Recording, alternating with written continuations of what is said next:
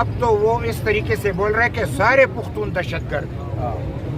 یہ عجیب بات ہو گئی کہ دہشت گردی سے تو ہم لوگوں نے یعنی ہمیں مارا گیا, ہمیں شہید کیا گیا, ہمارے گھروں کو نشانہ بنایا گیا, بادشاہ خان کے تقریباً 1000 سے اوپر کے پیروکاروں کو شہید کیا گیا. اور کیا ازبک, عرب, چیچن, تاجک اور پنجابی طالبان اور اسامہ بن لادن الظاہری کیا یہ پختون تھے؟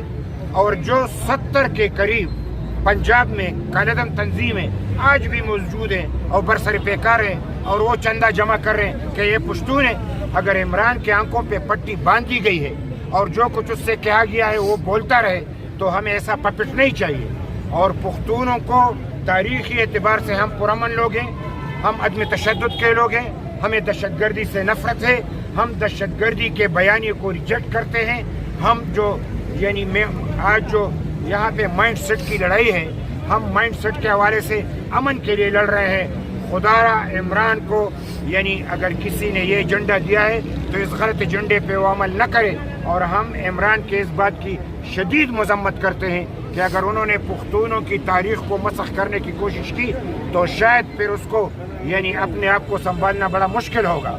ہم اپنی تاریخ کو مسخ کرنے نہیں دیں گے. لہٰذا یہ ظلم اس نے کیا ہے, ہم اس ظلم کی بھی مذمت کرتے ہیں.